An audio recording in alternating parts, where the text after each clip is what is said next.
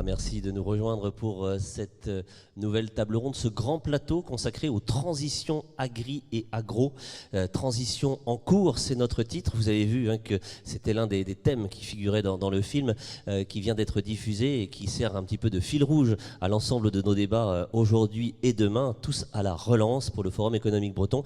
Je vais tout de suite appeler les 6 intervenants de cette table ronde exceptionnellement longue d'1 heure. Vous allez voir que le sujet ne sera certainement pas épuisé en 1 heure. Je les appelle par ordre alphabétique et je commence, ça va de B à Z et ce n'est pas une blague, vous allez voir. Je démarre avec Guillaume Bagnarosa qui va nous rejoindre, qui est le directeur de la filière Agribusiness chez Rennes School of Business. Merci d'être avec nous. J'appelle ensuite Jean-Yves Carrier, le directeur général du Crédit Agricole d'Ille-et-Vilaine. Merci. Et du Crédit Agricole Bretagne également. Merci d'être avec nous. Je n'oublie pas Daniel Cogan, le responsable du marché de l'agriculteur du Crédit Mutuel de Bretagne, Arkea. Merci Daniel. Serge Lebars, le président de Reden, est également avec nous. Aurélie Tacquart, la présidente de Galapagos Gourmet, vous connaissez les gavottes et Traumad, c'est elle. Elle nous rejoint également. Et puis, je vous avais annoncé le Z comme Zorro, c'est David Zurbach, le directeur financier de Stalaven, qui nous rejoint. Merci d'être avec nous, merci à tous les 6 pour essayer de nous éclairer sur un sujet dont nous parlons depuis déjà longtemps, sans avoir toujours trouvé la solution. Et on se rend bien compte qu'aujourd'hui, ces transitions, elles sont au cœur du secteur agroalimentaire en Bretagne. On va essayer d'y voir un petit peu plus clair, de voir de quelle manière on peut les engager sans idéalisme excessif, avec raison, avec passion aussi, parce que je sais que les uns et les autres, vous êtes passionnés par vos métiers. Vous avez des parcours et des compétences très complémentaires.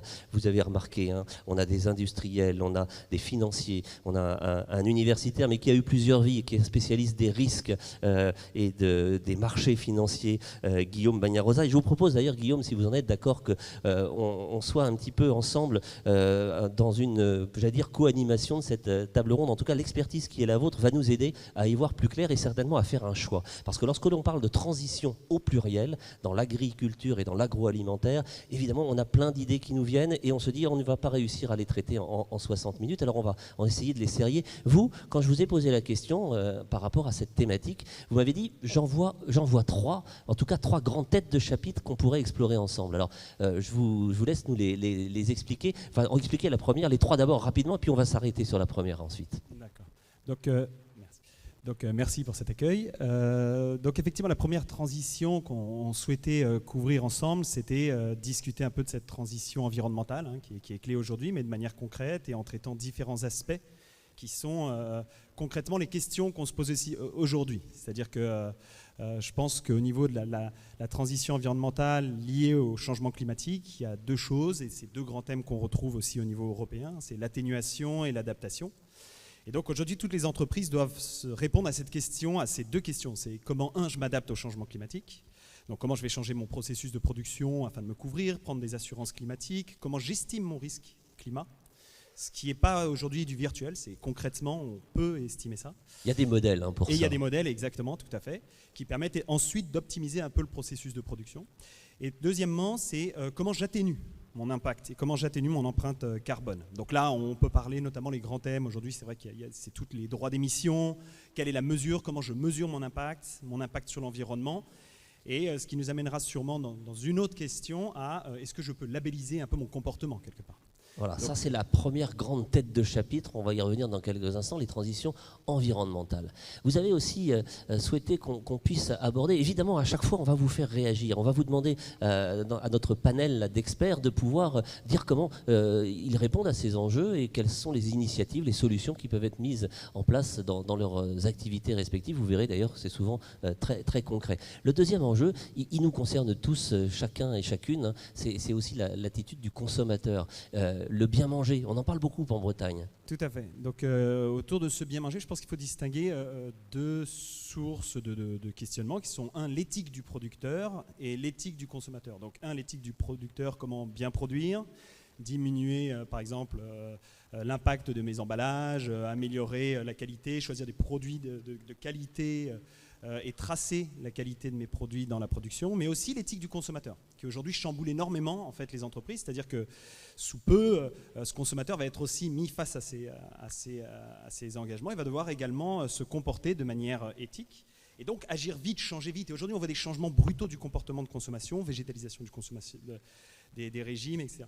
Donc, on a un outil pour ça, donc c'est l'accès aux données. C'est-à-dire qu'aujourd'hui, on a quelque chose qui nous aide énormément au niveau analyse du comportement du consommateur, c'est la data. On y voit plus clair, on en reparlera aussi. Et puis, on a bien compris, toutes ces transitions, ces transformations d'ampleur, d'envergure, elles doivent être financées. Évidemment, là, on se tournera vers nos amis bancaires pour voir comment ils peuvent accompagner leurs clients dans ce domaine. Mais là aussi, la finance verte, la dette verte, comme on l'appelle parfois aujourd'hui, a des choses à nous dire sur des véhicules de financement nouveaux pour accélérer cette transition. Tout à fait. Donc aujourd'hui, ça date déjà depuis plusieurs années avec la Banque mondiale qui a commencé à émettre des grandes dettes vertes. Ensuite, la EBRD à Londres ont émis énormément de dettes vertes pour financer les transitions au niveau gouvernemental. Et aujourd'hui, on voit vraiment cette transition s'effectuer et être financée au niveau énergétique, au niveau industriel. La prochaine étape, c'est comment faciliter ce financement de la transition au niveau de l'industrie agricole. Et donc, en quoi la taxonomie européenne... On en a parlé ce matin, le président Loïc Chenet-Girard, en ouverture de ce fait, a utilisé ce terme qui, je ne sais pas s'il est aussi connu que cela parmi celles et ceux qui nous écoutent, la taxonomie européenne, effectivement, c'est une révolution en quelque sorte. Hein. C'est ça, parce que c'est vrai qu'il y a quelque chose d'intriguant, c'est qu'on demande aux gens d'agir, mais il y a énormément d'incertitudes. Et en fin de compte, on se rend compte d'une manière théorique que plus vous avez de l'incertitude, donc notamment au niveau des normes environnementales, moins les gens vont avoir tendance à agir et vont être poussés à l'attentisme en fin de compte. Et il est presque plus profitable et plus rationnel d'attendre plutôt que d'agir, même si vous savez que le réchauffement climatique est là, mais vous ne savez pas comment demain sera qualifié le vert. Qu'est-ce que c'est que le vert? Le vert, il évolue en continu. Plus il évolue vite, moins vous prendrez de décisions. Et donc en fin de compte, cette taxonomie, elle est là pour figer un petit peu, rassurer et permettre aux entreprises d'agir maintenant. Pas juste d'attendre. En fin de compte. Et de donner une visibilité.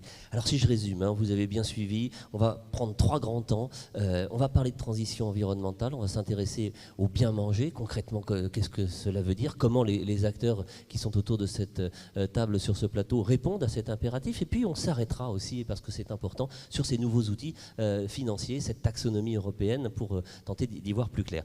Si l'on résume un petit peu le premier point, vous avez déjà évoqué des caractéristiques de cette transition environnementale, connaissance et puis atténuation. On peut encore dire un petit peu plus précis que cela sur ce point particulier, Guillaume, avant de faire réagir notre panel? Oui, tout à fait. Alors, adaptation et atténuation, donc ça va aussi amener sur le dernier sujet, encore une fois, c'est comment tout est lié, tout est interactif. Et donc, en fin de compte, l'adaptation aujourd'hui, concrètement, c'est des modèles de risque qui prennent en compte justement ce risque climatique. Donc que ce soit au niveau de l'optimisation de ma supply chain, que ce soit au niveau de mon processus de production, de la manière dont je peux me couvrir. Parce qu'en fait, certains risques peuvent être externalisés et on ne les garde pas. Ce qu'il faut garder à l'esprit, je pense que c'est quelque chose de clé dans la transition environnementale, c'est que le risque, c'est un peu cette idée de l'idiogramme chinois, le risque climatique dont on parle aujourd'hui, il ne faut pas le voir comme on le voit trop souvent au sein des entreprises, qui est j'ai un risque, il faut que je m'en débarrasse à tout prix. Il faut aussi le voir comme une opportunité de se démarquer de la compétition, une opportunité de se démarquer au niveau mondial. Donc il faut chercher des outils qui permettent d'optimiser. Pour cela, on a des modèles climatiques, on a aussi des assurances climatiques qui permettent de couvrir en quelque sorte ce risque. Ensuite, au niveau de l'adaptation, là on fait rentrer une autre dynamique, c'est comment je réduis mon empreinte carbone, comment j'optimise en fin de compte par exemple tout mon réseau de transport, de distribution, en prenant en compte mon impact sur l'environnement. Et encore une fois, ça va être relié par la suite au comportement du consommateur. Donc en fait, on constate que le changement climatique rapproche le comportement du consommateur jusqu'aux achats. Et aujourd'hui, une entreprise, pour répondre à cette transition environnementale, doit regrouper les dimensions processus de production, achat et vente ensemble et optimiser tout un process. Alors on va prendre le temps d'essayer de voir comment ça se passe chez nos témoins de ce jour. Je me tourne vers vous, Aurélie Tacquart, présidente du groupe Galapagos Gourmet, plus connu, je le disais, par ses marques de biscuits appréciés et ambassadeurs de la Bretagne gastronomique et gourmande. Hein. On pense au Gavotte, on pense à Traumade et à bien d'autres encore. Ce que vient de nous raconter et nous expliquer Guillaume Bagnarosa. Chez vous, ça a une traduction concrète, cette prise en compte des transitions environnementales. Vous avez mis en œuvre, pour y parvenir, pour tenter d'y répondre à votre échelle, des nouvelles solutions, des nouvelles organisations? Oui, tout à fait. Alors moi, effectivement, il y a un mot que j'ai retenu de Guillaume, c'est l'adaptation, adaptabilité. Et donc, effectivement, Galapagos Gourmet, donc c'est une fédération de plusieurs PME, de plusieurs biscuiteries. Leur particularité, c'est qu'elles ont toutes plus de 100 ans. Et elles sont toutes entreprises du patrimoine vivant. Donc voilà, on a aussi un rôle dans le paysage, on va dire, breton, économique. Un rôle et une responsabilité. Et une responsabilité, oui. Parce que quand j'entends adaptabilité, on va dire, c'est vraiment au cœur de notre mission. La RSE, on va dire, ça fait partie de nos gènes. On avait une gestion, on est une entreprise familiale. Donc on avait une gestion, on va dire, en bon père de famille, avec des choses qui nous semblent être du bon sens. Mais bien sûr, avec les enjeux qui grandissent, on sent qu'on a besoin de se professionnaliser, de s'armer un peu plus. L'année dernière, pendant le Covid, les équipes ont pris le temps, on va dire, dans toute cette période de chamboulement, de travailler sur la mission de l'entreprise, sur les objectifs. Et le premier objectif qui m'a été proposé, on va dire, par les équipes, c'était d'être toujours là dans 100 ans. Et moi, c'est un objectif que j'ai vraiment apprécié parce que voilà, ça peut paraître une phrase marketing de dire qu'on est toujours là dans 100 ans pour une entreprise centenaire, mais ça a en effet beaucoup de conséquences et beaucoup de responsabilités. Donc, ce qu'on a décidé de faire cette année, c'est, on va dire, un bilan carbone. Voilà, c'est aussi la base. Ça avait déjà été fait par ça avait déjà été fait par le passé, mais l'entreprise a grandi, le groupe a grandi, donc on avait besoin de connaître, on va dire, notre point de départ sur le périmètre actuel pour, on va dire, travailler sur les bons sujets, sur les priorités. Il y a eu des surprises dans la réalisation de ce bilan. Il est en cours, on va dire. Donc on a des petits bouts par entreprise, mais voilà, on va le consolider. Mais ça va nous permettre vraiment, parce que quand on parle de transition environnementale pour une PME comme la nôtre, ça peut paraître par où on commence, quoi. Donc là, l'objectif, c'est vraiment d'être factuel, de chiffrer. On n'a pas des moyens, à la fois en termes de ressources humaines et puis de budget, on est obligé d'être attentif. Donc l'objectif, c'est de frapper fort et vite maintenant. Et d'identifier donc les sources de production de gaz à effet de serre pour les réduire, évidemment. Ça passe peut-être chez vous aussi par des réorganisations industrielles, des alignements, des rapprochements d'outils, de l'optimisation également de process, même si on est sur des processus, vous l'avez rappelé, qui sont avec des savoir-faire, des recettes qui remontent à longtemps et qu'il est sans doute pas très facile de changer. Oui, c'est des projets qui prennent du temps, hein, parce que on est dans le monde industriel, on a plusieurs usines, on a grandi par croissance externe, donc on a plusieurs sites. Et donc, de changer des mécanismes, des automatismes, c'est des investissements importants. On a des occasions qui nous permettent d'aller plus vite. Quand on a construit la nouvelle usine à Lanvalet pour Gavotte en 2016, c'était un investissement important, mais ça nous a permis de sauter des étapes, on va dire. On est en train de réaliser la même chose, on est en train d'investir un site à Quimper. Et voilà, c'est l'occasion pour nous de remettre à plat des process et puis d'aller plus loin, de faire mieux. Oui, c'est donc une grille de lecture, en tout cas un cap que vous vous fixez, et en fonction de cet objectif, en découlent des initiatives, des investissements, des choix stratégiques. Tout à fait, des choix, parce que on va dire, on en parlera après parce qu'on va parler du bien manger, on va parler de produits, d'ingrédients, d'emballage. Mais qu'est-ce que je veux dire?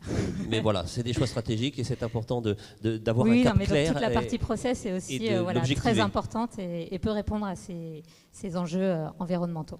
Alors, on va changer de taille d'entreprise. On va se tourner maintenant vers le groupe Eureden, dont on parlait ce matin en introduction avec votre directeur général Alain Perrin, qui revendiquait, avec un petit brin de provocation dont on le sait parfois coutumier, ce côté justement Big is Beautiful. Vous avez aussi, vous, au sein du groupe Eureden, constitué de nombreux acteurs et de nombreux métiers, la nécessité de vous pencher sur ces questions. Est-ce que vous avez fait comme Aurélie Tacquart chez Galapagos un bilan carbone de l'ensemble de vos activités? Ça doit être compliqué à votre échelle. Oui, effectivement. Déjà, moi, en tant qu'agriculteur, président de coopérative, quand on parle de transition environnementale, agroécologie, décarbonisation, évidemment, ça nous parle. Et je repointerai ce qu'a dit notre président de région tout à l'heure. On ne peut pas produire aujourd'hui et demain comme on faisait hier. Donc, on est bien obligé de s'adapter à la demande de la société qui, des fois, veut aller très vite ou trop vite. Parce qu'on a parlé beaucoup aujourd'hui de temps long. Ça vous plaît, et moi, hein, je me sais. permettrais d'insister beaucoup sur ce sujet-là, parce que l'agriculture, on travaille avec du vivant, on travaille avec des saisons, et il faut du temps. L'agriculture est un grand paquebot, et on ne change pas de cap en un an. Voilà, très rapidement. Après, on s'attache sur nos différents métiers, parce que nous sommes une coopérative polyvalente, impliquée autant des productions végétales que des productions animales. Et donc, chaque activité travaille sur différents domaines, donc en prenant en compte ces différentes transitions. Bon, je ne prendrai pas les exemples de toutes les activités. Donc, on y travaille régulièrement. Si je prendrais quelques exemples, par exemple, c'est la relocalisation donc des protéines végétales. Vous savez, 40% pour limiter les importations de soja. 40% des protéines végétales importées en France. Donc, on travaille à relocaliser donc, ces protéines, notamment en Bretagne. Donc, c'est un processus chez nous qui s'appelle Prodici. Donc, c'est d'accompagner les agriculteurs à mettre en place donc, ces protéines. Et à côté de ça, nous avons aussi créé donc, une filière qui c'est un GIE, Service Valorisation Protéines. Donc, en relation avec Truman Nutrition et Valorex, donc pour avoir une filière complète quelque part, donc pour intervenir et puis mettre au profit de nos adhérents donc, des aliments riches en protéines du territoire. Ça c'est récent, hein, ça, Ça, un an, c'est un récent, an, 2 ans. tout à fait. Et donc il est difficile de tirer un premier bilan. Il faut là aussi donner du temps à l'expérimentation sans doute. Ouais, après, les cultures, c'est aussi de la saison. Il y a des choses qui sont en place aujourd'hui. Je ne peux pas vous dire que 100% des producteurs font des protéines aujourd'hui. Mais il y a des objectifs que vous avez fixés, d'atteindre à un certain horizon une part de... En termes de culture de pois, de févrole, c'est difficile de donner ça aujourd'hui parce qu'après, à côté de ça, nous sommes aussi confrontés à une problématique de réduction des produits phytosanitaires. Donc c'est quand même des cultures assez difficiles à mettre en place. Et bon, que ce soit des pois, des févroles, des légumes ou du maïs, bon, il faut aussi parler de la réduction des produits phytosanitaires, c'est quelque chose d'important. Donc la société aujourd'hui demande de changer, effectivement, il faut le faire. Et moi, je dirais simplement, on fait des choses, on met en place des outils d'aide à la décision, on accompagne les agriculteurs sur différents modes de production alternatifs où on n'applique plus des produits systématiquement comme on le faisait par le passé, mais il faut aussi laisser le temps à nos chercheurs, à nos ingénieurs, trouver des méthodes pour demain. On ne peut pas mettre 100% aujourd'hui de nos productions en agriculture biologique. Nous avons des agriculteurs en agriculture biologique. 15% à peu près au sein de votre groupe. Oui, c'est ça, 15%. Nous avons des agriculteurs qui font en haute valeur environnementale. Après, notre souhait est d'engager la totalité donc, des adhérents de la coopérative sur la production ou le choix qu'il a, mais dans toutes les cas de choses, une agriculture soit bio, soit certifiée, mais une agriculture qui répond à la demande de la société. Et je dirais, l'agriculture d'une règle générale a toujours répondu à la demande de la société. On ne peut pas mettre en production quelque chose que l'on ne vend pas. Donc vous nous remettez aussi en face de nos responsabilités, nous les consommateurs. Le consommateur, quand il fait son acte d'achat, nous mettons en place une production qui correspond à sa demande. On va poursuivre toujours sur les transitions environnementales avec vous, David Zurbach, vous êtes directeur financier de Stalaven, groupe Euralis désormais. Quelle action mettez-vous concrètement dans vos unités de production pour répondre à ces enjeux? Et est-ce que, comme le rappelait Guillaume Bagnarosa en introduction, vous êtes aussi attentif à avoir un tableau de bord? Je suis sûr que oui, en tant que directeur financier, de ces risques-là et comment vous les couvrez pour être plus vertueux? Alors, nous, on parlait tout à l'heure du bien manger. Chez Stalaven, notre premier axe de travail est sur le manger bon, et notamment sur la partie organoleptique. Et je dirais que la supériorité organoleptique de nos produits est quelque chose d'essentiel dans ce que l'on recherche. Vous parliez de tableau de bord, et aujourd'hui, c'est quelque chose que l'on suit. Et notre ambition est de faire tester l'ensemble de nos produits par des instituts indépendants et de viser systématiquement sur chaque produit une supériorité incontestable sur ces produits. Donc on retravaille, vous parliez de tableau de bord, on retravaille nos recettes, la R&D travaille nos recettes pour aller chercher la meilleure recette face à nos concurrents et de façon totalement indépendante. Donc en fait, on a déplacé des budgets marketing promotionnels vers des budgets liés à la préférence conso. Alors ça c'est la préférence conso, mais si on reste sur les aspects d'impact carbone par exemple, comment faites-vous pour réduire votre impact dans la production de vos jambons, de vos plats cuisinés, aussi pour le réseau des boucheries traiteurs? Si on raisonne que carbone, le premier axe c'est évidemment toute la partie dépenses énergétiques, puisque l'énergie chez nous est un gros poste le transport, la logistique. De transport, à la fois sur le transport. On va investir, on devrait être bientôt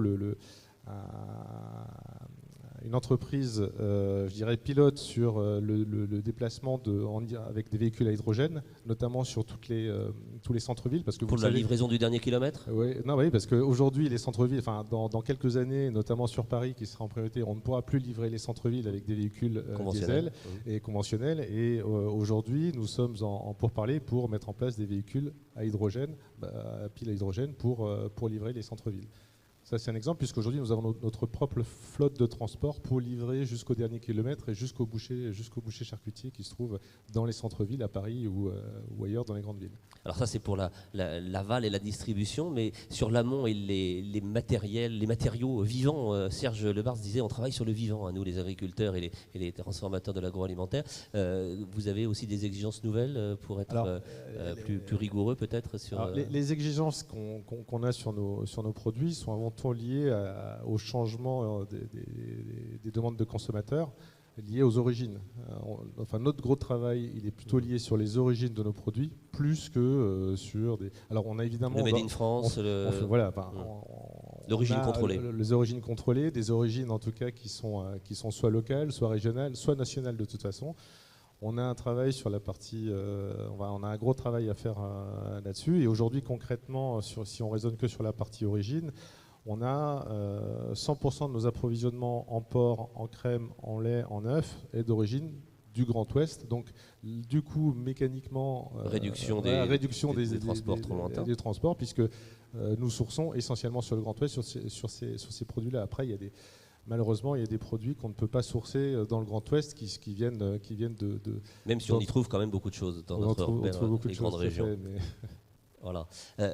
C'est intéressant la réaction et l'analyse de David Zurbach, Guillaume Bagnarosa, parce que c'est une illustration très concrète de ce que vous nous disiez, tout s'interpénètre. Vous voyez, on commence à parler de transition environnementale et évidemment, immédiatement arrive la question des attentes du consommateur, ce que nous rappelait Serge Lebartz également.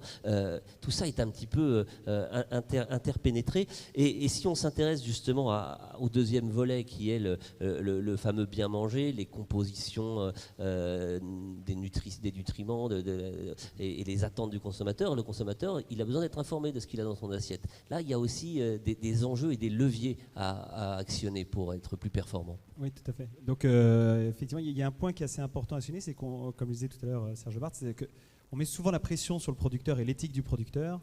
Aujourd'hui, on n'a pas encore vraiment parlé de l'éthique du consommateur. Et on se demande si parfois il ne met pas la pression dans un sens sans lui respecter certaines règles primaire, je pense, au niveau du comportement de consommation. Oui, je dis pas ce que je fais. En tout cas, l'acte d'achat ne reflète pas systématiquement les vertus affichées dans les discours. Exactement.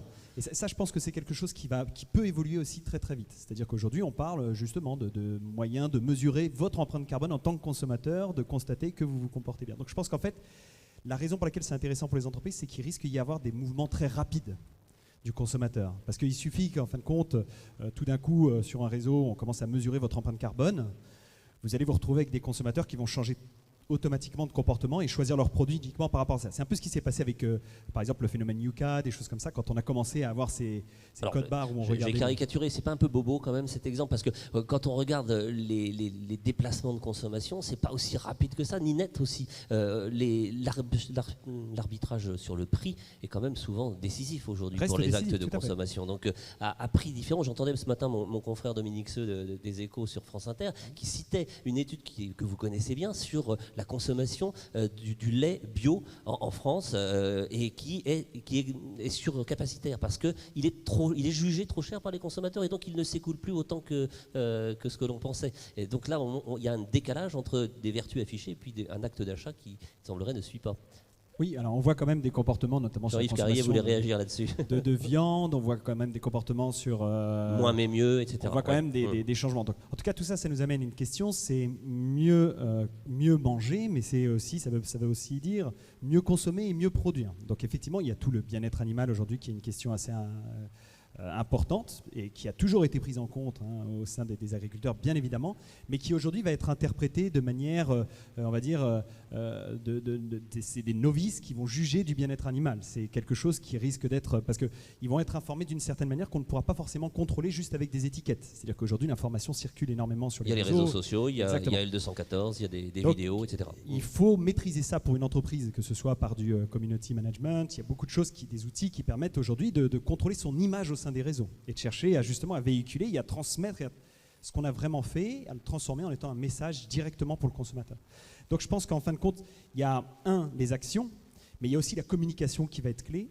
Et cette communication aujourd'hui, elle fait appel aussi à l'accès aux données. Et je pense qu'on a aujourd'hui quelque chose d'important au niveau du comportement bien manger, bien produire, bien consommer. C'est qu'on a de l'information sur le bien consommé, on a de l'information sur le consommateur qu'il faut exploiter au niveau des entreprises beaucoup plus pour être peut-être plus réactive. Et à ce moment-là, agir par le biais de community managers, changement au niveau de la méthode de production ou de la méthode de communication. Alors, Jean-Yves Carrier voulait réagir là-dessus et puis plus généralement sur notre débat. Et puis je passerai la parole aussi à votre collègue Daniel Cogan chez Crédit Mutuel de Bretagne. Mais c'est vrai que vous êtes au contact de vos clients, agriculteurs, entreprises de l'agroalimentaire. Vous les voyez évoluer, vous les voyez se poser aussi beaucoup de questions. Oui, je voulais juste compléter les propos de Guillaume parce qu'on a réalisé avec BVA une étude auprès de 1200 consommateurs récemment. Et on a été surpris des résultats et surpris agréablement. C'est le Crédit Agricole. C'est le Crédit Agricole. Ouais. Donc, la première surprise, c'est qu'aujourd'hui, 70% des consommateurs jugent favorablement la mise en mouvement qui s'est opérée sur l'agriculture et l'agroalimentaire. C'est 10% de plus qu'il y a 5 ans. Donc, tout ce qui est fait est remarqué. En termes d'environnement, comme on l'évoquait tout à l'heure, ou en termes de bien manger, ça c'est un point qui est souligné. Et les consommateurs sont conscients notamment de ce qui est fait sur le plan environnemental, sur le plan du climat, aussi sur le plan de l'eau, sur le plan des produits phytosanitaires, ce qu'évoquait Serge tout à l'heure. Et sur la partie bien manger, il y a une chose qui nous a surpris, enfin deux choses. La première, c'est que 8 sur 10 préfèrent des produits alimentaires non bio produits localement à des produits bio importés. Je ne veux pas dire que le bio n'a pas sa place. Mais le bio, c'est 12% ou 15% peut-être de la consommation. En revanche, on est attaché au local, parce que le local, on sait comment c'est produit. On peut aller voir son producteur. On peut aller voir son producteur, on peut aller voir son transformateur. On sait ce qui se passe. Donc ça, c'est un point qui est extrêmement sensible. Et de la même façon, bien évidemment, les consommateurs sont aussi sensibles à la souveraineté alimentaire, parce qu'on est sensible au bien manger, mais on est sensible aussi à la régularité de l'approvisionnement. C'est plutôt des bonnes nouvelles pour la Bretagne, tout ce que vous nous dites là. C'est plutôt des bonnes nouvelles pour la Bretagne. Ce sont des très bonnes nouvelles. Plus sensible à la souveraineté qu'à la capacité exportatrice. Alors le PIB a besoin de la capacité exportatrice, mais vu du consommateur, on est extrêmement sensible à la régularité de l'approvisionnement. Donc ça, c'est extrêmement encourageant pour tout notre tissu agroalimentaire breton et national, parce qu'on voit que les efforts sont remarqués, ça va dans le bon sens, et les attendus sont aussi en phase avec tous les travaux qui sont engagés. Alors, pourtant, malgré ces chiffres encourageants que vous partagez avec nous à l'instant, Jean-Yves Carrier, on ne peut pas se départir de cette impression, de cette petite musique de fond que certains appellent l'agribashing, ou cette critique sur les réseaux sociaux, vous l'avez indiqué. On a l'impression que c'est jamais assez, que les efforts ne sont jamais suffisants, et que, pour certains, évidemment. Comment justement vous communiquez sur vos produits? Vous avez rappelé, Aurélie Tacquart, que chez Galapagos, entreprise du patrimoine vivant, avec une longue histoire, chaque produit a son côté petite Madeleine de Proust, sans mauvais jeu de mots pour beaucoup de consommateurs, c'est important. Comment vous réussissez à créer ce lien avec le consommateur, peut-être un lien singulier justement, à travers vos marques, à travers vos histoires? Moi, effectivement, on parlait de communication qui était clé dans nos métiers pour expliquer ce qu'on fait, comment on le fait. Il y a une chose qui est importante chez nous, c'est la transparence. Sur la partie des matières premières, effectivement, moi je pense qu'il y a eu plusieurs phases. Il y a eu la première phase où on était très attaché à la qualité, avec toutes les normes qui sont arrivées pour nos entreprises agroalimentaires. Ensuite, on s'est penché sur l'origine. Et donc voilà, à minima France, Bretagne quand on peut. Et puis ensuite est arrivée la partie filière, donc comment sont produits les ingrédients qu'on utilise. Et donc aujourd'hui, forcément, nous, dans le biscuit, on va dire la partie ingrédients, c'est primordial. On fait très attention à la manière dont on sélectionne nos ingrédients et on communique beaucoup dessus. Et si je prends une marque comme Traumad, le Palais Breton, il y a 33% de beurre dedans, et donc c'est important d'expliquer d'où vient le beurre. Il vient du Finistère, les œufs sont frais, ils viennent du Finistère, et la farine, elle est transformée dans le dernier moulin de Pont-Aven. Donc ça, on le dit, on le répète. Notre usine, elle est ouverte aux visiteurs. Donc quand ils voient le process, mais ils voient aussi tous les kilos de beurre qui s'amassent. Et voilà, je pense que c'est très important. Opération vérité, transparence, c'est important pour gagner la confiance du consommateur. Vous les connaissez bien, Daniel Kogan, tous ces agriculteurs et ces professionnels de l'industrie agroalimentaire en Bretagne. Vous les accompagnez au sein du marché de l'agri du CMB Arkea.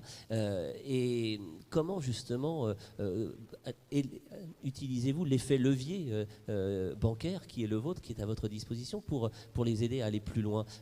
Ce qu'on entend là, d'abord, vous partagez ce constat que finalement il y a du mouvement partout, tout est en train de se développer au-delà des caricatures qu'on entend parfois trop souvent. Il y a vraiment des choses positives qui sont en train d'être mises en place. Oui, tout à fait. J'ai le sentiment, et j'habite juste à côté de la biscuiterie de Pont-Aven. Je peux vous encourager à aller la visiter parce que c'est vraiment très bien. Et puis alors quand les biscuits sont cassés, c'est moins cher en plus, c'est sympa. Il y a des prix. Ça à part, oui, je pense que tout le monde est convaincu que les transitions ont leur place dans notre société. Et s'il y a une réflexion à avoir ensemble, c'est comment réussir ces transitions. Pour savoir où on va, tout à l'heure on avait président de région, vice-président de la BEI qui disait on ne sait pas dans 5 ans, dans 10 ans, dans 15 ans, qu'est-ce qu'il va y avoir. Peut-être il y a des idées qui vont germer, il y a peut-être des idées d'aujourd'hui, des fausses bonnes idées, des bonnes idées qui vont être travaillées. Je pense que ce qui est important, et Serge l'a bien dit, c'est de travailler ensemble, c'est de voir, de faire un constat. Si déjà le constat est partagé, c'est-à-dire en gros, est-ce qu'on est d'accord sur la situation actuelle et on trouvera les bons leviers pour demain. Je trouve que cette approche-là, elle mérite d'avoir sa place. Les entreprises l'ont menée, nous également on l'a menée, et on s'est mis d'accord parce que quelque part le temps long qui a été souligné tout à l'heure est important, mais le temps long, on ne sait pas de combien de temps on dispose. Oui, est-ce qu'on a encore le temps d'avoir le temps, c'est ça, hein. Le compte à rebours a commencé, mais on ne sait pas combien de temps. Là, on a un compte à rebours pour la table ronde, mais on ne sait pas combien de temps on a devant nous pour faire ces transitions. Je pense qu'aujourd'hui, il faut qu'on s'y mette tous. Les transitions, l'installation, on touchera peut-être un petit mot tout à l'heure, et la modernisation. Voilà. Je pense que l'histoire que nous venons de traverser a fait la force de notre modèle aujourd'hui, enfin, d'un modèle agricole, d'un modèle agroéconomique, un modèle basé sur la production, la transformation, la consommation. Ce modèle-là, il est venu d'une histoire plus ou moins longue, une histoire partagée avec certains groupes d'ailleurs, dont Eureden. Et aujourd'hui, il faut qu'on accompagne les agriculteurs à la fois les plus fragiles, parce qu'ils ont besoin d'arriver quelque part, malgré les 20 ans, les 30 ans depuis qu'ils sont installés, mais aussi les précurseurs. Parce que c'est avec les précurseurs qu'on va peut-être trouver le bon modèle de demain, et quelque part, ils font la R&D, et la R&D pour le compte de tout le monde, quoi.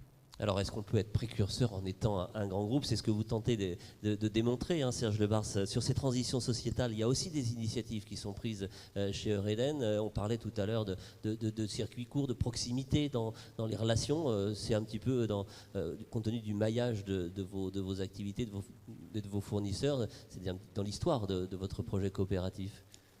Mais on peut aller plus loin. Avant de venir sur ce sujet, je voulais réagir un petit peu au propos, comme j'ai l'avantage d'avoir de chaque côté un banquier. Quand je disais tout à l'heure, quand un agriculteur emprunte, il emprunte sur 10 ans ou sur 20 ans. Donc le message d'aujourd'hui de transition, il faut qu'il soit clair et précis.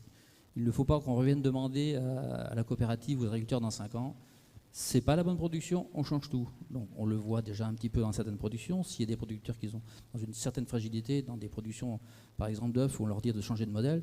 Donc ça, il ne faut pas qu'on retrouve cette problématique. Vous parlez d'expérience, il faut que les messages soient clairs et qu'on puisse emprunter sur 10 ans ou 20 ans et qu'on ne dise pas de changer de cap. Donc la taxonomie européenne dont on parlait, c'est important. Voilà, que les règles soient claires et que soient bien précisées. Ça, c'est ce cadre, vous l'appelez de vos voeux. Et la PAC, notamment, au niveau européen, a un message à faire passer sur ce sujet. Et après, donc, quand on parle de circuit court, donc effectivement, donc on travaille aussi ce sujet-là. Donc, on a différentes formes de production. On a aussi des producteurs en circuit court ou très court. Donc, on a donné la possibilité donc aux consommateurs, donc dans nos magasins verts, des points verts. Donc, on a mis en place ce qu'on appelle le récolteur. donc qui permet à 130 agriculteurs de mettre leurs produits donc, dans ces différents magasins. Donc aujourd'hui, on a 9 magasins et on a mis également en place, c'est certaines modernités pour nous, on a mis en place donc 2 distributeurs. Et bon, force de constater que c'est comme un succès, donc ce mode de distribution. Des distributeurs de légumes. Et on va continuer cette démarche dans d'autres magasins, Point Vert, Magasin Vert.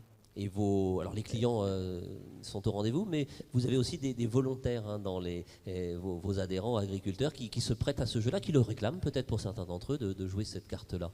Oui, on a les volontaires effectivement, et puis après, bon, on a autre chose hein, à travers nos légumes, notamment la gamme de légumes d'Aussi. Donc, on incite donc le développement de l'agriculture biologique, et donc aujourd'hui, c'est 3 millions d'euros donc de chiffre d'affaires, et donc par une biais de communication, donc on va vers les consommateurs. Je ne sais pas si vous avez l'occasion d'avoir ou pas cette communication, donc qui permet de renvoyer vers chaque agriculteur 5 centimes sur un bocal acheté. Donc c'est pas rien, arriver dans la poche du producteur, c'est de l'argent. Donc c'est un ensemble de choses pour aussi inciter des producteurs à se diversifier, donc d'agriculture biologique par exemple, ou en HVE, HVE2 ou HVE tout simplement. Voilà, et on arrive au 3e pilier hein, de ces transitions. Vous l'avez toutes et tous évoqué. Il va bien falloir trouver des financements dédiés pour accélérer ces évolutions, que ce soit par des équipements nouveaux, par une réflexion sur les modes de culture, de distribution, etc. C'est là que les aspects financiers sont déterminants hein, pour le succès de l'opération Guillaume Bagnères-Rosin. Tout à fait.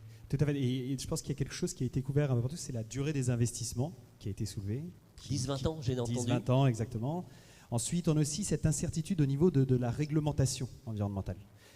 Et l'incertitude au niveau des cash flows et du comportement du consommateur. En fait, quand on cumule toutes ces incertitudes, l'incertitude au niveau des transitions, l'incertitude au niveau législatif, est-ce que le verre d'aujourd'hui sera le verre de demain? Ça, aujourd'hui, on a vu que ça changeait, notamment au niveau de la production des œufs. On a vu de 2 ans à 3 ans juste après, on vous sortait une nouvelle réglementation. Et ça peut être une catastrophe pour les acteurs qui s'est engagés dans une voie. Comme on dit, on investit pendant 10 ans pour augmenter la taille des cages, et puis finalement, vous dites non, maintenant il faut que tout soit en plein air. Donc qu'est-ce qui se passe en fait? Plus vous avez d'incertitudes au niveau réglementaire, plus vous avez d'incertitudes au niveau du comportement du consommateur et des investissements longs, moins les gens agissent. Et en fin de compte, on ne peut même pas leur reprocher de ne pas agir. C'est tout à fait rationnel de ne pas agir. Donc ce que veut faire la Commission européenne, et ce qui a été fait auparavant déjà au niveau de l'énergie, c'est proposer une taxonomie. Donc la taxonomie remonte à très loin, hein, puisque à la base, la dette verte avait été qualifiée par Crédit Agricole, Citibank, JP Morgan. On s'était réunis et avait commencé à dire qu'est-ce que c'est que de la dette verte pour nous.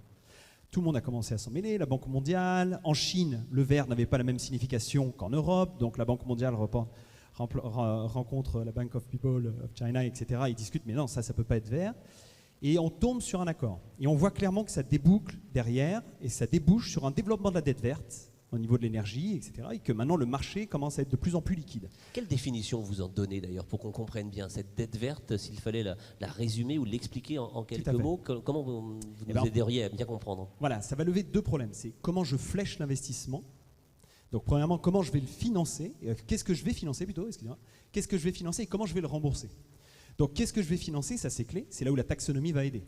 C'est-à-dire que pour qualifier de vert, on va vous dire, par exemple, dans l'élevage porcin, vous devez faire ça, il va y avoir une sorte de critères sur lesquels vous devez satisfaire certaines conditions. Et si vous les satisfaisez, vous commencez à être classifié comme dette verte.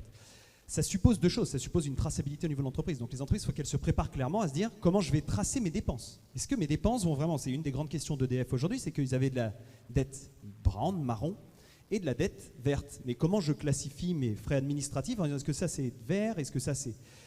Donc en fin de compte, ça lève une question, c'est comment je trace. Deuxièmement, c'est comment je rembourse et quelles sont les conditions de remboursement. Est-ce que ça va être fonction de mon activité verte ou fonction de mon activité globale? Donc ça, il y a plusieurs possibilités. Et enfin, il y a aussi la possibilité de chercher à créer des produits qui agrègent un peu tous les risques au niveau du financement afin de faciliter l'accès au financement. Parce que l'intérêt de cette dette verte aujourd'hui, c'est qu'il y a une très forte demande. Si on regarde le prix de la dette verte sur le marché, malheureusement, et ça rejoint un peu la question éthique du consommateur, mais aussi éthique de l'investisseur, nous on a regardé la dette verte de la ville de New York et la dette marron de la ville de New York. Malheureusement, à la fin, on se rend compte que les rendements attendus de l'investisseur sont les mêmes. Donc on a beau dire l'investisseur, il veut être vert, mais les rendements attendus sont quasiment les mêmes. Il y a juste pendant la première semaine d'ouverture de la dette, quand elle est émise, qu'on constate un petit un fébrile mouvement où on se dit je vais prendre de la dette verte. Aujourd'hui, c'est surtout un phénomène de demande, c'est-à-dire qu'il y a une très forte demande. Et vous pouvez parler à AXA, vous pouvez parler à plein d'investisseurs qui ont des fonds verts. Ils cherchent de la dette verte parce qu'en fait, l'investisseur veut investir dans du vert. Mais attention, l'investisseur veut investir dans du vert avec un bon rendement quand même. Donc, c'est aujourd'hui un dilemme pour les banques à gérer. Et c'est pour moi, je pense, l'opportunité, et je pense qu'aujourd'hui c'est très clair au niveau de la transition agricole, et on en parle avec le FIR, le Forum des investissements responsables, dont fait partie beaucoup des banques qui sont ici, La Poste, AXA, etc. Clairement, il y a une envie d'aller vers l'agriculture. Mais ça suppose une labellisation. Ça suppose de pouvoir labelliser. Or, le label aujourd'hui, quand on parle d'agriculture, il faut le voir de manière beaucoup plus globale. Parce que l'agriculture, c'est ce qu'il y a de clé au niveau de la transition environnementale, parce qu'on doit parler de la qualité de l'eau, on doit parler de la qualité de l'air, on doit parler de la biodiversité. Donc, il faut que cette taxonomie arrive vite, mais il faut que cette taxonomie soit complète. Vous êtes optimiste justement sur son imminence et sa qualité de déjà, cette taxonomie. Là, ça va être mis en... Enfin, il y a déjà... Ça a énormément avancé au niveau du détail de la liste et ça va être mis en application d'ici 1 an. Ils commencent déjà à mettre en application certaines... à tester en tout cas, et voir... Donc si je me souviens bien, j'ai vu là une des lettres au niveau de la Commission européenne. Mais donc en gros, ça va aller assez vite. Et ça va changer les choses. Et je pense que clairement, ça va changer les choses, comme ça a changé déjà au niveau de certains secteurs, comme l'industrie lourde, comme l'énergie, qui ont été les premiers secteurs à émettre de la dette verte, ou encore les transports dans les villes. On a constaté des comportements au niveau... On parle de Trump, de la grande époque Trump anti-climat, mais il ne faut pas oublier que les États-Unis étaient les premiers à émettre de la dette verte. C'était le plus gros émetteur de dette verte avec la Chine. Parce qu'ils rénovent tous leurs circuits de transport pour diminuer l'impact carbone des villes, etc. Donc ça crée vraiment un mouvement. Et on n'a pas besoin au-dessus d'avoir un président qui dit « je suis anti-climat » ou « je suis pro-climat ». Donc c'est quelque chose qui vient du terrain. Et à partir du moment où cette taxonomie est claire, les investisseurs se disent « là, je sais où je vais. Vous m'avez réduit mon risque. J'ai beau investir sur 10 ans, 15 ans, 20 ans. Je vois où je vais. Je connais mes cash flows. Et pour les banques... pas l'incertitude, je m'engage. Voilà. Alors justement, Jean-Yves Carrier, quand on est, comme vous, un établissement financier important en Bretagne, qu'on entend ce contexte qui est en train de changer avec l'arrivée de cette clarification. D'abord, est-ce que c'est comme ça que vous l'apercevez et qu'est-ce que vous allez en faire très concrètement au service du secteur industriel et agroalimentaire breton ? Sur ce volet, financement des investissements, il y a déjà un point qui est intéressant parce que le meilleur financement d'investissement, c'est par le prix vendu. Et là aussi, la même étude BVA montre que 7 Français sur 10 sont prêts à payer quelques centimes de plus, il ne faut pas rêver, des produits alimentaires qui répondent aux attendus qualité. Donc production locale, production respectueuse, etc. Donc ça, c'est déjà un premier point. Ensuite, sur le reste du financement de la transition, de l'accompagnement de la transition, nous, on se fixe 2 ambitions. Le premier, c'est évidemment aller vers cette agriculture décarbonée, donc plus verte, mais en même temps préserver la capacité de production. Et c'est l'un et l'autre, c'est pas l'un ou l'autre. Et ça, c'est un double défi. C'est un défi scientifique, c'est-à-dire que c'est une écologie exigeante en quelque sorte. Un scientifique, donc c'est savoir innover. Et sur ce plan-là, alors ça peut paraître un peu surprenant de la part des groupes bancaires, mais on a lancé depuis quelques années donc, le plus grand hébergement de start-up en France, puisqu'on héberge aujourd'hui 1100 start-up, dont plus de 200 sont orientés vers l'agriculture et l'agroalimentaire, avec des ambassadeurs qui sont 600. À travers les villages Baïséa, c'est ça ? Certains, voilà, ce sont les villages Baïséa, certains sont autour de la table, parce qu'on sait très bien que le salut vient en partie de l'innovation. On n'arrivera à accompagner cette transition qu'avec de l'innovation, pas simplement un simple financement. Donc on doit innover considérablement. Et sur le plan du financement, bien évidemment, donc on a monté un certain nombre de dispositifs. Donc on a des fonds qui financent la transition, qui sont des fonds de haut de bilan. C'est-à-dire que, comme le disait à l'instant Serge, donc on est sur du temps long. Il faut vraiment donner de la visibilité. Donc on est sur du haut de bilan. Donc on accompagne en haut de bilan l'ensemble des acteurs. Alors c'est beaucoup plus, bien sûr, la filière que l'agriculture qui, pour l'instant, recourt encore peu à ces solutions-là, mais là aussi, les choses peuvent changer. Donc ça, c'est une façon de le faire. Et puis, évidemment, on a nos asset managers qui sont clairement aussi dans la finance verte. Amundi, qui est notre asset manager aujourd'hui, commercialise essentiellement des produits qui sont dans cette logique-là. Parce que c'est là que c'est ce que recherchent les investisseurs et c'est ce qui nous permet aussi donc de financer l'économie verte derrière. Donc on a vraiment plusieurs registres sur lesquels on travaille qui doivent permettre d'accompagner cette transition efficacement, mais tant côté innovation qu'au côté financement stricto sensu. Merci beaucoup. Du côté du Crédit Mutuel Arkea, c'est aussi une démarche de transition avec des outils financiers. C'est un peu la même question que j'ai envie de vous poser, Daniel Kogan. Vous aimez vous dire que ce qu'il faut réussir à faire, c'est pas simplement accompagner la marge, mais c'est faire transiter la masse. Hein. Je crois que c'est une expression que vous avez employée. Mais pour ça, il faut des moyens, il faut une ingénierie financière particulière qui est en train de se mettre en place aussi à votre échelle. Oui, quand on fait le constat, c'est ce qu'on disait tout à l'heure, il faut essayer d'accompagner la masse parce que sinon il ne restera pas grand monde demain. Et la recherche de compétitivité et le travail avec les autres membres de la filière est important. Donc je pense que sur le fait de flécher également les investissements verts, à l'époque, sans faire trop d'histoire ancienne, il y avait les prêts bonifiés, vous savez, qui étaient distribués et guidés et fléchés par l'État. Là, INAF, aujourd'hui, on en a parlé tout à l'heure dans la table ronde précédente, INAF nous sert aussi à flécher et on accompagne cette modernisation-là. Le fait également d'apporter de la compétitivité va donner envie à chaque exploitant agricole de faire aussi ces transitions. S'il n'y a rien à partager ou s'il n'y a rien à utiliser dans les cours de ferme, mais il y aura une transition qui sera difficile. Or, on sait qu'aujourd'hui, voilà, plus on sera... Tout le monde est d'accord pour faire la transition, mais il faut de l'argent encore. C'est-à-dire, si ça ne revient pas dans la cour de la ferme, c'est difficile à... Et si on assure une juste rémunération aussi des agriculteurs, parce qu'on l'entend quand même depuis longtemps, cette situation difficile, des situations individuelles, peut-être parfois collectives aussi, dans certains bassins. Voilà, il faut aussi avoir ça en tête. On l'entend également chez les jeunes agriculteurs. Je pense que c'est la nouvelle génération. On va peut-être aller plus vite que chez les autres. Et là aussi, on recherche de la compétitivité. Aujourd'hui, si on veut faire des transitions dans son exploitation, on se retrouve sur un parcellaire qui est plus ou moins adéquat, avec des champs un petit peu loin, tout ça. Et des fois, il y a du foncier stratégique qui se libère à un moment.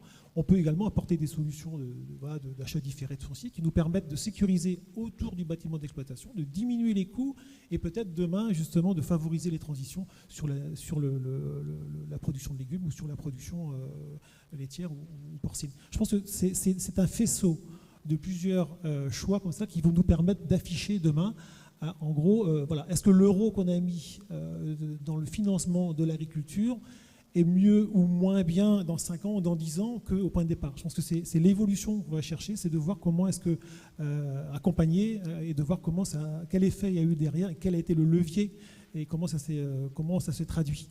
Et après, effectivement, il y a une appétence sur ces fonds verts-là, une appétence à apporter de l'argent. Je pense que le monde agricole aujourd'hui, les agriculteurs sont assez transparents, ils disent facilement ce qu'ils font. Je pense qu'il y a deux mondes qui vont se retrouver à un moment et quelque part, il y a besoin aussi pour sécuriser l'amont et l'aval de manière à pouvoir trouver des effets de levier et de la création de valeur tout simplement derrière. Parce que c'est ça quand même l'idée.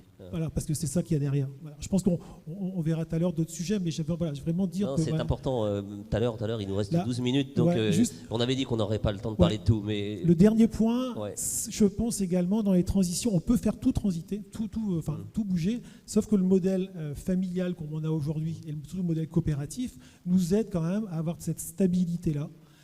La recherche, le temps long, on l'a aussi sur l'investissement. Le retour sur l'investissement permet de sécuriser aussi les différents acteurs. Je pense que c'est important de soulever les transitions, d'accord. Il faut avoir les reins solides et après les choses se font naturellement. Mais soyons d'abord solides et après on enclenchera la vitesse. Alors, merci pour cet éclairage, Daniel. Je me tourne vers vous, David Zurbach, en tant que directeur financier de Stalaven. J'imagine votre métier consiste aussi à financer des investissements industriels importants dans vos différents sites.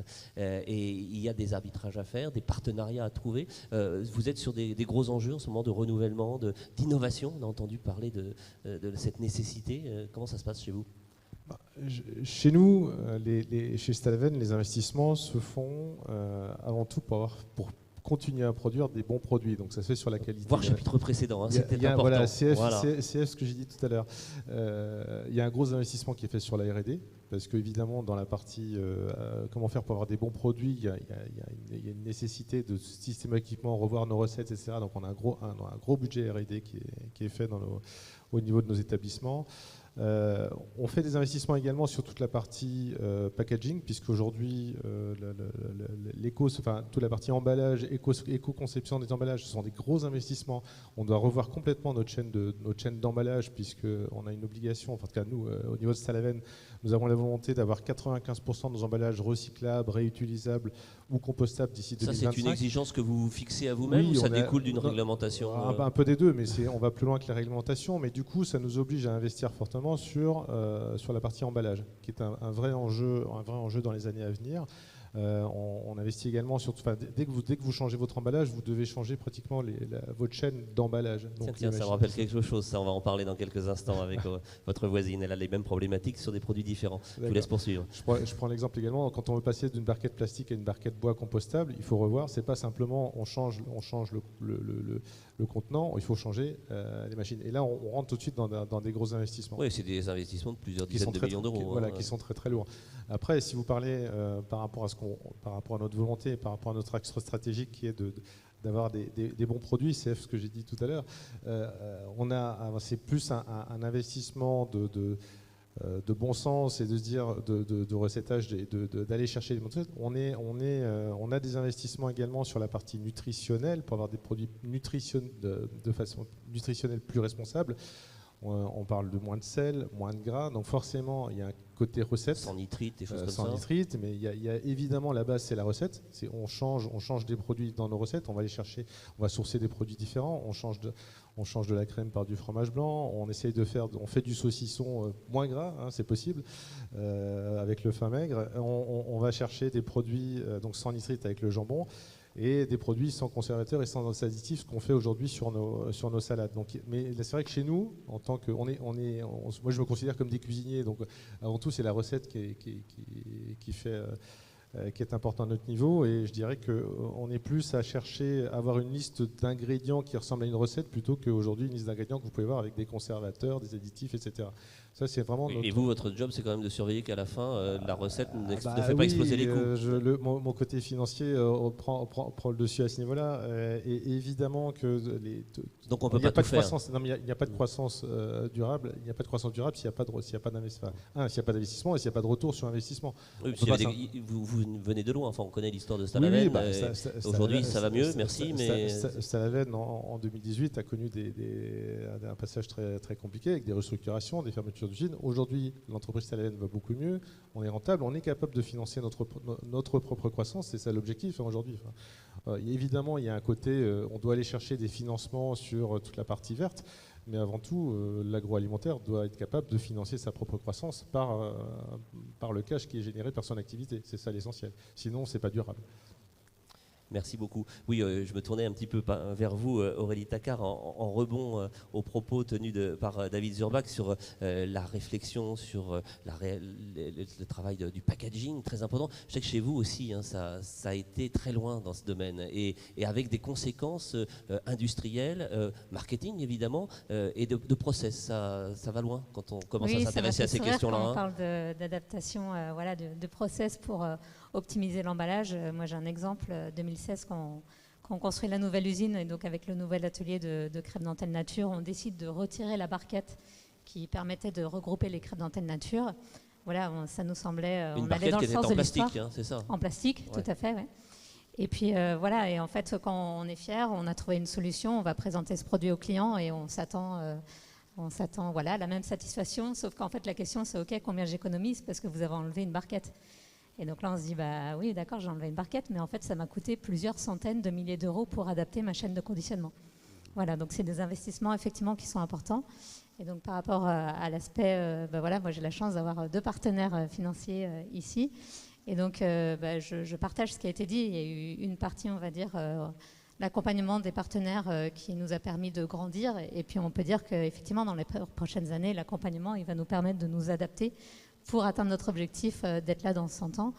Et pour moi, l'objectif, c'est vraiment de s'ouvrir sur ces questions de transition parce que nos partenaires, ils nous challengent voilà, sur la direction dans laquelle on va. Et après, effectivement, ils nous apportent des solutions de financement. Moi, je considère que sur la transition, il n'y a pas de concurrence. Donc, plus on s'ouvre et plus on va chercher des solutions sur ce qui peut être fait ailleurs, dans d'autres domaines, dans d'autres métiers. Voilà, ça sert ça sert à tout le monde. En Ça matière sert à de cause. transition, il n'y a pas de concurrence. Ça pourrait presque sonner comme une conclusion. J'ai envie qu'on conclue justement cette table ronde dans les 5 minutes qui nous séparent de la fin, peut-être par une idée que chacun pourrait partager de manière assez opérationnelle et concrète. On est en Bretagne en 2021, on voit que les transitions agri-agro s'imposent à nous, pas simplement, mais il y a un chemin. Si vous aviez une suggestion à faire, une idée à partager, une initiative peut-être, une expérimentation, pourquoi pas, à tenter. Qu'est-ce que vous aimeriez que dans un an, lorsqu'on se retrouvera ici pour la 3e édition du Forum économique breton, on puisse se dire, ben voilà, on en avait parlé il y a un an, on a commencé à le mettre en place et c'est bien parce que ça produit déjà des résultats en matière de transition. Est-ce que vous avez une idée? On n'a pas préparé, hein. J'ai envie de vous poser quelquefois des questions comme ça, un peu spontanées, mais qui donnent à voir aussi les ambitions et les idées qui sont les autres. Allez, Serge va commencer. Merci de nous aider. Juste très rapidement, donc, le monde agricole, les adhérents de coopératives sont en marche, on y va. Hein. Après la transition, on a très peu parlé de ça, c'est du risque. Il y a malgré tout un risque. Il y a un risque dans la production, quelle qu'elle soit. Donc, par la coopérative, c'est quelque part un peu le fondement. Par de l'accompagnement, on met en place de l'assurance. Et on a notamment mis ça en place dans la culture de maïs, ou une assurance qui permet de couvrir le cas de risque. C'est un exemple parmi d'autres. On l'a aussi à travers une mutualisation dans le domaine du légume, mais on se doit d'accompagner le risque. Accompagner le risque avec des outils adaptés. Avec des outils adaptés. Après, on n'est pas banquier, on n'est pas... Chacun ils sont pas loin, ils sont de chaque côté. Donc c'est pas notre travail, mais il y a peut-être la partie risque qu'il faut on trouve des modalités pour accompagner les adhérents. Ça vous plaît ça, la partie risque? C'est votre domaine, Guillaume? Oui, alors c'est sûr. Serge Levert, comme vous souligné, c'est cet aspect risque. D'ailleurs, on travaille avec Eureden sur des projets de modélisation de risque prix, notamment. Donc, ça lève il y a de nouveaux horizons au niveau du risque, et on espère, nous en tout cas, au sein de RSB, et avec cette chaire qu'on partage avec Rennes School of Business, et avec cette chaire qu'on partage avec l'INRAE et AgroCampus, c'est de véhiculer, de transmettre beaucoup plus ce savoir, cette compréhension du risque. Et si on arrivait dans 10 ans à se dire que on a changé la façon de voir le risque, au lieu de le voir comme, encore une fois, une source de problème, mais plutôt comme une source d'opportunité, permettant de se distinguer et de créer de la marge finalement, on retomberait sur nos pieds et on aurait aidé à avancer un peu. Et la bonne nouvelle, c'est qu'il y a des compétences et des ressources dans vos équipes sur ces questions-là et que vous pouvez les mettre à disposition de celles et ceux que cela intéresse et passionne. On le prend, on le note évidemment. Jean-Yves Carrier, sur justement une initiative que vous allez prendre, ou vous êtes peut-être déjà en train de prendre dans ce domaine des transitions à l'échelle de Crédit Agricole en Bretagne. Nous, on croit beaucoup à l'expérimentation parce qu'effectivement, on a quand même beaucoup d'incertitudes sur ce qui va se passer, sur le rythme auquel on pourra avancer. Donc on est très favorable à l'expérimentation. C'est un peu la logique de toutes ces startups qu'on accueille, hein, où on teste des choses, on regarde ce que ça peut donner. De la même façon, on parlait tout à l'heure d'assurance climatique. On travaille sur un modèle assurantiel qui pourrait permettre aussi de sécuriser les investissements dans la durée. On est loin du but, hein, pour être tout à fait clair. Hein, le modèle économique ne tient pas du tout aujourd'hui, mais on a bon espoir d'arriver à trouver un modèle qui tienne la route. Donc, sur différents champs, il faut expérimenter. Je crois que c'est la seule façon de faire pour aussi mettre cette innovation au service des transitions. On n'y arrivera pas autrement, puisqu'il faut combiner quand même plusieurs attendus. C'est à la fois répondre aux transitions, à la décarbonation, mais répondre aussi à des aspects beaucoup plus concrets de souveraineté alimentaire. Enfin, les deux sont concrets d'ailleurs, ou de protection de l'eau. Enfin, il y a beaucoup de domaines sur lesquels il faut répondre, et l'expérimentation, l'innovation donc, est une des clés. Donc il faut commencer, hein. Il ne faut pas attendre, il ne faut pas procrastiner, comme on dit, il faut y aller. Vous êtes d'accord avec ça, Daniel Cogan? Oui. Et moi, j'avais comme idée laisser la force au territoire ou au micro-territoire. Je pense que la Bretagne a tellement de talent si on laisse un peu de place à ceux qui ont envie de faire, ça donnera peut-être envie aux autres de faire aussi leur part. Juste sur la région de Quimper, on a laissé la place à un agriculteur qui voulait faire évoluer ses pratiques et monétiser, on va dire, faire rentrer de l'argent, ce qu'on disait tout à l'heure, également dans la cour de sa ferme. On a signé avec lui le premier PSE, la prestation pour service environnemental, parce qu'il y avait du sens derrière pour nous. PSE, pas PGE. Hein, pas plan, PGE, voilà, non, ça. Celui-là, il n'est pas remboursé, au contraire, les MAEC, ça compense, les PSE, ça rémunère. Et ici, voilà, on est vraiment aussi pour dire, nous, entreprises de territoire, on va peut-être accompagner ces micro-actions, comme on disait tout à l'heure, ces actions de terrain. Et chaque effort mérite récompense. Il y a une prise de risque de la part de l'éleveur. On l'accompagne. On considère que peut-être ça peut avoir du sens dans 5 ans, dans 10 ans. Et ce qu'on espère que ce soit multiplié. En tout cas, on a fait un modèle qui peut être reproductible. Il est duplicable. Et duplicable. Ça, c'est voilà, intéressant. merci. On va suivre ça avec intérêt. chez vous Une initiative, je pense, on a beaucoup d'indicateurs de performance dans nos entreprises et je pense que c'est le cas pour tous. Moi, ce qui m'intéresserait, ce serait de partager des indicateurs, des nouveaux indicateurs de où on en est, extra-financiers, effectivement, qui nous permettent de savoir où on en est. On est sûrement sur un chemin qui n'a pas de fin parce que c'est un sujet d'amélioration continue. Mais je pense que c'est important de savoir où on se situe. Vous en avez identifié certains déjà On y travaille. On y travaille. Donc il y a du teasing, on se reverra dans quelques temps pour en reparler et partager ça ensemble, parce que ça aussi, ça se partage. Les initiatives pourraient peut-être être dupliquées. Le passage à l'échelle, la scalabilité, comme disent les gens savants, c'est quelque chose qui est intéressant dans toutes ces démarches-là. Vous y travaillez aussi chez Stalaven, David? Non, je pensais au partage d'indicateurs. Donc oui, ça vous intéresse, vous êtes preneur. Voilà, on pourra échanger. On va être en circuit court, là. On pourra échanger plus rapidement. Non, en termes d'initiative, je pense que ce qui pourrait être intéressant chez nous, j'en ai déjà un petit peu parlé tout à l'heure, c'est d'arriver à livrer nos clients avec une énergie 100% décarbonée. Là, je pense qu'aussi le jour où on arrivera à faire ça, on aura fait un grand pas sur la transition énergétique. Eh bien, merci beaucoup. C'est presque un miracle. Il est exactement l'heure à laquelle on devait achever cette table ronde. On a dit beaucoup de choses, certainement pas tout, mais je trouve que vous nous avez vraiment aidés les uns et les autres à éclairer de manière à la fois efficace, pratique et concrète. Ça aussi, c'est important. Ces enjeux de transition agri-agro. On a compris qu'effectivement, il y avait, au-delà des discours, des actions très concrètes qui se mettaient en place et qu'il fallait, comme le rappelait Serge Lebar, se donner un petit peu de temps pour en voir le fruit. Eh bien, c'est ce qu'on fera certainement au cours des mois et des années qui viennent. Régulièrement, allez-vous voir pour savoir comment les choses poussent dans le bon sens, on l'espère, pour la planète et pour le climat. Merci, et pour la santé aussi des consommateurs. Merci de votre écoute et merci à vous. On peut vous applaudir.